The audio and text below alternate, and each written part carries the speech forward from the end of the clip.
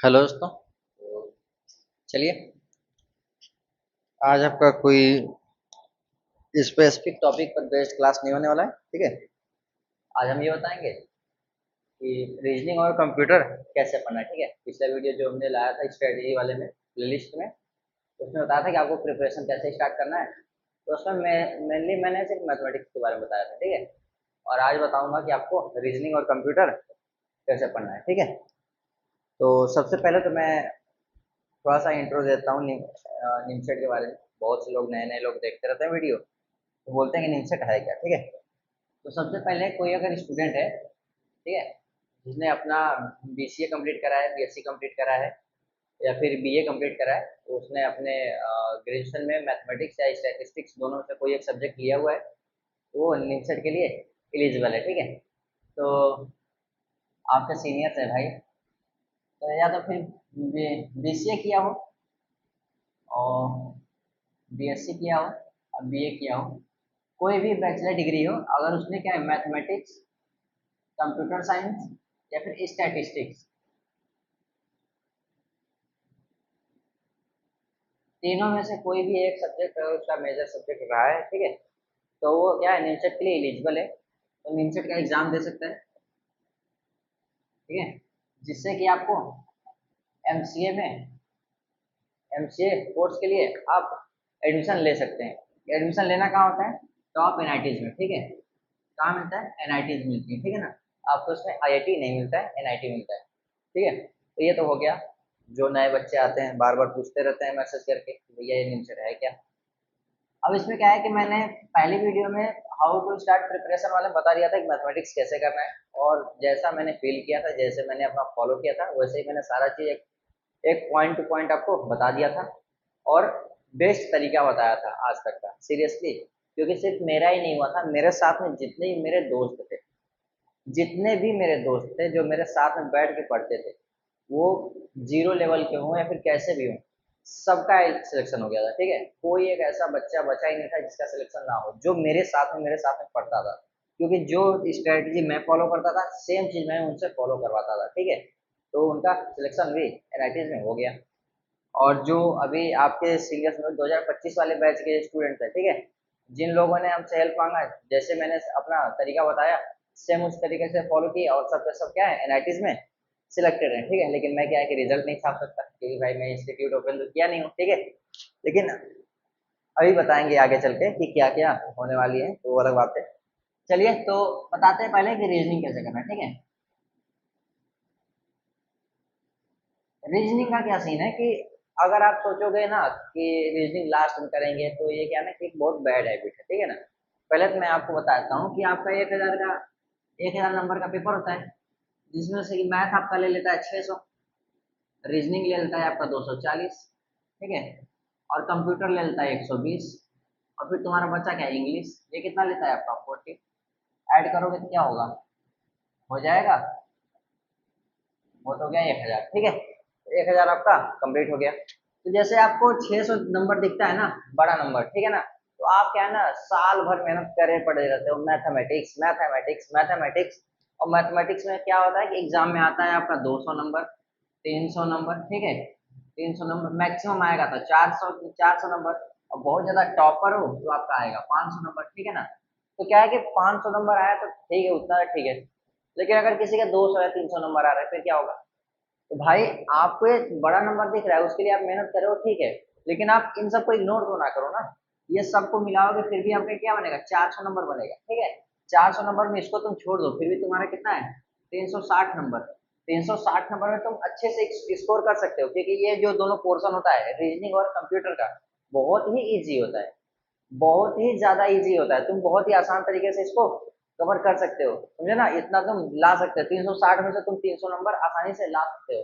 लेकिन हाँ, ये तुम्हें पहले से ही पढ़े रहोगे तब, ऐसा नहीं कि हाँ हम लास्ट के 1 महीने में कर लेंगे। वीडियो आपने देख लिया कि लास्ट के 1 मंथ में how to start preparation of the reasoning and complete the reasoning within 1 month, within 2 month, within 10 days, या फिर 10 दिन में कैसे करें, या बहुत सारे भाई तमाम प्रकार की वीडियो मत फॉलो करो। लास्ट में इतना प्रेशर बन जाता है ना, ये सब टेस्ट देते देते ना, मॉक टेस्ट देते हो ना, नंबर नहीं आते ना, इतना प्रेशर बन जाता है, तुम लास्ट में ये सब पढ़ ही नहीं पाओगे। ठीक है ना, अभी क्या करना है, जैसे मैंने फॉलो किया था, जैसे मेरे दोस्तों ने फॉलो किया था, जैसे मैं बताया था, जैसे अभी मेरे जो जूनियर्स जो थे जिनको मैं बताया था, जैसे उन लोगों ने फॉलो किया था, वैसे ही आपको फॉलो करना है। प्रेशर भी नहीं रहेगा, कंप्लीट भी हो जाएगा, अच्छे नंबर लाओ, बढ़िया से एनआईटी में जा करके मौज काटो, ठीक है ना। करना क्या है, अगर अभी आप किसी इंस्टीट्यूट में पढ़ रहे हो, ठीक है, अगर आप किसी इंस्टीट्यूट में पढ़ रहे हो, कोचिंग ज्वाइन किए हुए हो, ठीक है ना, तो ज्यादा से ज्यादा क्या करोगे, इस टाइम क्या चल रहा होगा कि ज्यादा से ज्यादा एक क्लास या दो क्लास चल रहा होगा, मैक्सिमम मान लो तो तीन क्लासेस चल रही होंगी, ठीक है ना। लेकिन फिर भी क्या ना, आपको रिवीजन बहुत ज्यादा रिवीजन करने के लिए आपके पास नहीं होगा, ठीक है ना। अगर कोई टीचर होगा तो 1 घंटे की क्लास लेगा, मैक्सिमम मान लो कि 1 से 2 आवर्स का क्लास लिया, ठीक है। अब ये एक क्लास हो गया, तो मान लो कि अगर 2-2 घंटे की क्लास ले रहा है और 3 क्लास ले रहा है, तो 6 घंटे क्लास लिए, ठीक है ना। तो ऐसा नहीं है ना कि आपको स्टार्टिंग में ही बहुत ज्यादा रिवीजन करना पड़ रहा है, करना पड़ेगा क्या, नहीं। मान लो इसमें तुमने 4 घंटे निकाल लिए अपने एक्सरसाइज पोर्शन करने के लिए, ठीक है, तो एक टोटल कितना हो गया, 10 हो गया। अब मान लो 2 घंटे तुमने निकाल दिए कि हो सकता है तुम्हारा इसमें पीपीटी और कुछ अलग से हो, तो 12 हो गए टोटल, ठीक है ना। 12, अब तुम्हारे पास 12 घंटे हैं, 12 घंटे में सोना भी है तुमको, तो बहुत ज्यादा सोओगे, कितना सोओगे, 8 घंटे। 4 घंटे बचे, 4 घंटे बचे, तो 2 घंटे में अपना मान लो कि भाई जो भी रहना है, सुबह उठना, नहाना धोना, ठीक है ना। फिर भी आपके 2 घंटे बच रहे हैं ना। अब 2 घंटे में से मान लो कि 1 घंटे आपने किसी तरीके से बर्बाद कर दिया फोन में कुछ भी, तब पर भी आपका 1 घंटा बच गया ना। मैं एकदम रेयर लेके चल रहा हूँ कि हाँ तुम इतना पढ़ते ही होगे, लेकिन इतना ज्यादा क्लास 6 घंटे कोई लेगा नहीं, 4 घंटे कोई एक्सरसाइज अभी लगाएगा नहीं, और 2 घंटे का तो डीपीपी कोई लगाएगा ही नहीं, डीपीपी अभी ज्यादा कोई किसी को मिल रहा नहीं होगा, ठीक है ना। लेकिन मैं इन सब मतलब रेयर लेके चल रहा हूँ, हो सकता है आप बहुत ही ज्यादा मतलब कुछ कर रहे हो इस टाइम, फिर भी आपके पास कम से कम 1 घंटा तो मिल रहा है ना भाई, 1 घंटा तो मिल रहा है ना करने के लिए। उसमें करना क्या है आपको, स्टार्टिंग से मतलब आज से और अभी से क्या करना है, तुमको रीजनिंग, रीजनिंग क्या करना है, स्टार्ट कर देना है पढ़ना, ठीक है। आपको सिलेबस चेक कर लेना है निमसेट पर, क्या निमसेट में क्या क्या रीजनिंग के टॉपिक्स हैं, चैप्टर्स कौन कौन से हैं, ठीक है ना, चैप्टर्स या फिर टॉपिक्स कौन कौन से हैं, ठीक है। उस टॉपिक्स का आपको क्या करना है, एक एक घंटे का नहीं, आप आधे आधे घंटे का या फिर 40-40 मिनट का जो वीडियोस हैं, यूट्यूब पर भी देख सकते हो, या फिर जो आपके टीचर्स होंगे जो पढ़ाए होंगे, जो पुरानी वीडियोस होगी उससे भी देख सकते हो, ठीक है। और अभी तो मैं रीजनिंग के लिए कुछ नहीं कह रहा, क्योंकि मैं खुद अपना यूट्यूब पर वीडियो नहीं लाया हूँ, तो मैं अपना अभी रेफर नहीं करूंगा, क्योंकि है ही नहीं, तो क्या क्या रेफर कर सकता हूँ, ठीक है। तो आप किसी और की भी वीडियोस देख सकते हो यूट्यूब पर, जो आपको अच्छे से समझ में आए। ऐसा नहीं कि आप अपना टाइम बर्बाद कर रहे हो और समझ में ही नहीं आ रहा है, तो कोई मतलब नहीं बनने वाला, ठीक है। तो जिसका वीडियो तुम्हें समझ में आया उसका क्या करो, आप रीजनिंग का कम से कम एक वीडियो आप डेली देखो। क्या है कि एक ऐसे करोगे तो आप 1 महीने में आपका रीजनिंग पूरा कंप्लीट हो जाएगा। तो बेसिक कॉन्सेप्ट जो होगा ना रीजनिंग का, आपके दिमाग में बनने लग जाएगा कि अच्छा ऐसा क्वेश्चन है तो इस प्रकार से करेंगे, ये क्वेश्चन है तो इस प्रकार से करेंगे, ठीक है। अब ये तो हो गया रीजनिंग में ना, रीजनिंग में टॉपिक पढ़ने के लिए हो गया, लेकिन हाँ, रीजनिंग बहुत अच्छा करने के लिए, एग्जाम में बहुत अच्छा परफॉर्म करने के लिए आपको एक काम करना है, क्या करना है, तुमको पजल करना है। पजल करना है क्या, एक puzzle per day, 1 puzzle per day तुमको करना ही करना है। अगर तुम कसम खा जाओ कि तुमको एक पजल करना है पर डे, ठीक है ना, तो तुम्हारा मैं गारंटी लेता हूँ कि तुम्हारा पजल हो, रीजनिंग में कितना भी बड़ा से बड़ा टॉपिक क्यों ना हो, अगर तुम्हारा सॉल्व ना हो तो तुम मुझे मैसेज करना कि हाँ भैया आपने बताया था वो गलत बताया था, या फिर इसी वीडियो के कमेंट सेक्शन में तुम गाली देके चले जाना, ठीक है ना। लेकिन हाँ, देना कब है गाली, आपको लास्ट में, जब तुम सच में ये आप काम करोगे तब, ऐसा नहीं कि आप एक दिन किए उसके बाद कुछ नहीं आके बक के चले गए, ठीक है ना। ऐसा कुछ नहीं, ये आप एक पजल डेली करोगे ना, पहले तो आपका हिम्मत टूट जाएगा कि हमसे बन नहीं रहा है, 10 मिनट, 15 मिनट, आधे घंटे, 1 घंटे निकल जाएगा।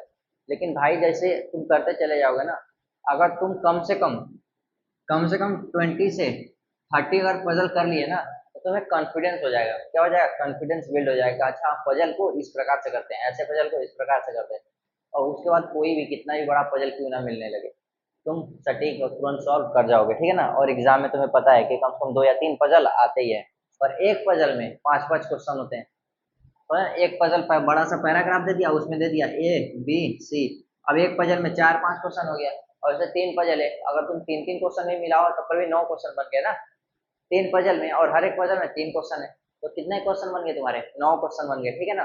3 पजल सॉल्व किए, 9 क्वेश्चन बन गए, समझ रहे हो कितना तुम्हारा फायदा हो रहा है, ठीक है ना। तो तुम्हें पजल एक एक पजल पर डे तुम्हें सॉल्व करना ही है, ठीक है ना। आज से और अभी से करना है। तुम क्या रीजनिंग का एक प्लेलिस्ट देखना है, प्लेलिस्ट मतलब कि कोई एक वीडियो देखना है पर डे, ठीक है, और एक पजल तुम्हें सॉल्व करना है। तुमको अगर कुछ नहीं आता है तो सबसे पहले तुम क्या करना कि रीजनिंग का जो प्लेलिस्ट स्टार्ट करोगे कहीं से पढ़ना, तो सबसे पहला वीडियो आप पजल से स्टार्ट करना। क्यों? क्योंकि तुम्हें पजल आता नहीं है, तो पजल तुमको आना भी जरूरी है और एक पजल करना भी जरूरी है। तो रीजनिंग स्टार्ट कहाँ से करना? पजल से ही करना। जैसे तुम्हारा पजल का वीडियो खत्म हो जाएगा, एक एक पजल का तुम टेस्ट भी देते जाना, टेस्ट देते जाना, या फिर एक एक पजल तुम नेट से क्वेश्चन उठा करके करते जाना, ठीक है ना। और उसके बाद तुम्हारा ये क्या हो जाएगा, रीजनिंग का लगातार चलता रहेगा। पजल के बाद कोई और चैप्टर, उसके बाद कोई और चैप्टर, ठीक है ना। ये आपको कब करना है? अभी से करना है, तब तक जब तक ये आपका सारा कंप्लीट ना हो जाए, ठीक है ना। ये तो हो गया तुम्हारा रीजनिंग। अब आते हैं कंप्यूटर। कंप्यूटर क्या है कि कंप्यूटर आपको फ्री में नंबर देता है। क्या कहता है? फ्री में नंबर देता है, फ्री में नंबर। अगर आपको कंप्यूटर का बेसिक्स आता है कोई बात नहीं, आप उसको अच्छे से रिवाइज कर लो और आपको अपने दिमाग में बैठा लो। अगर आपको कंप्यूटर नहीं आता है तो आप कहीं से वीडियो देख लो। ये क्या है, 120 नंबर में से आपको फ्री के नंबर मिल जाते हैं। 100 नंबर, 110 नंबर, 80 नंबर, 70 नंबर, ऐसे आपको मिल जाते हैं। और अगर थ्योरी आ गया तो हो सकता है आपको नंबर कम मिले, ठीक है ना। जैसे मेरा क्या था, मेरे में 60 नंबर ही था, क्योंकि मेरे टाइम पर थ्योरी आ गया था। और मैंने क्या था कि मैं पहले कभी कंप्यूटर पढ़ा नहीं था, तो थ्योरी मुझे याद होता नहीं है, रटा नहीं जाता मुझे कभी कोई चीजें, ठीक है ना।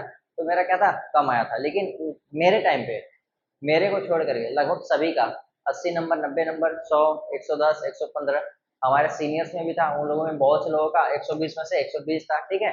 और फिर हमारे जूनियर्स है, उन लोगों का भी काफी अच्छा रहा है, ठीक है। तो ये क्या है, इसमें कंप्यूटर में आपको फ्री के नंबर मिलते हैं। कैसे? इसमें कुछ चुनिंदा टॉपिक्स होते हैं, जैसे आपका हो गया नंबर हो गया, जैसे नंबर कन्वर्जन हो गया, बाइनरी, डेसिमल, ऑक्टा और हेक्साडेसिमल, ठीक है। और तुम्हारा वंस कॉम्प्लीमेंट, टूज कॉम्प्लीमेंट हो गया। और जैसे तुम इसका क्या देख लेना, सिलेबस देख लेना, मैं टॉपिक का नाम बोल दे रहा हूँ, ठीक है। टॉपिक क्या क्या है? रिप्रेजेंटेशन ऑफ कैरेक्टर्स हो गया, ठीक है, integer and fractional and binary, hexadecimal representation हो गया, ठीक है। बाइनरी अर्थमेटिक्स हो गया, बाइनरी अर्थमेटिक्स, अर्थमेटिक्स का मतलब एडिशन, सब्ट्रैक्शन, डिवीजन और मल्टीप्लिकेशन, ठीक है, बाइनरी नंबर का, ठीक है। फिर उसके बाद सिंपल अर्थमेटिक, जैसे वंस कॉम्प्लीमेंट, टूज कॉम्प्लीमेंट, ठीक है। और उसके बाद फ्लोटिंग पॉइंट रिप्रेजेंटेशन भी होता है, ठीक है, आई ट्रिपल ई इसको कहते हैं, ठीक है। उसके बाद बुलियन अलजेब्रा होता है, फिर ट्रूथ टेबल होता है। उसके बाद वेन डायग्राम होता है, ट्रूथ टेबल में तुम्हारा, और वेन डायग्राम में तुम्हारा के मैप भी आ जाता है, ठीक है। ये तुम्हारे हो गए कंप्यूटर के। कंप्यूटर का इसमें भी पार्ट 1 हो गया है। अब पार्ट 2 में क्या है, इसमें ऑर्गेनाइजेशन ऑफ कंप्यूटर। जैसे देखो क्या है कि अगर आपको ये कुछ नहीं मिलेगा और अगर आप चाहते हो कि आपको किसी एक बुक में मिल जाए, तो आप क्या है कि आप अपने बीसीए के बुक्स में देखोगे तो ये सब टॉपिक्स आपके होंगे। अगर आप मास्टर्स के बुक में देखेंगे, मास्टर्स मतलब कि अगर आप एमसीए की बुक्स में देखेंगे, तो उसमें एक आता है आपका digital logic, digital logic and architecture, and architecture, अब पता नहीं कैसे लिखता जो भी होगा। हम लोगों में क्या था, डिजिटल लॉजिक एंड आर्किटेक्चर, ठीक है।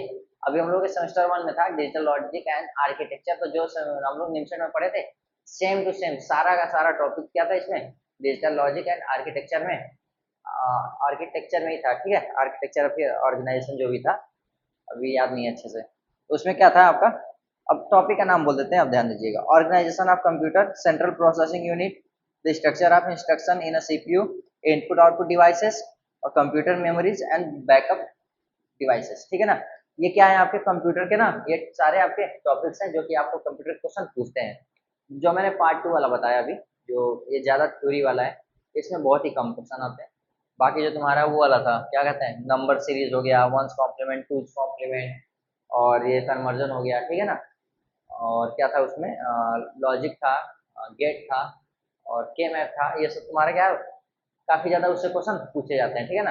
तो क्या है कि बहुत ही आसान है, बहुत ही ज्यादा आसान है। अगर आप एक बार वीडियो देख लोगे, किसी का भी एक बार देख लोगे ना, तो आपको समझ में आ जाएगा कि कैसे क्या करना होता है, ठीक है ना। तो ये क्या है, कंप्यूटर 120 में से आप अच्छे से 80 तो आप स्कोर कर ही लोगे, ठीक है ना, अगर आप अच्छे से वीडियो देख लोगे ना। वीडियो देखने का क्या मतलब है, आप वीडियो एक बार देख लो, वो दिमाग में बैठ जाएगा। अब उसके क्या है कि आप 2-4 टेस्ट दे दो, ठीक है ना।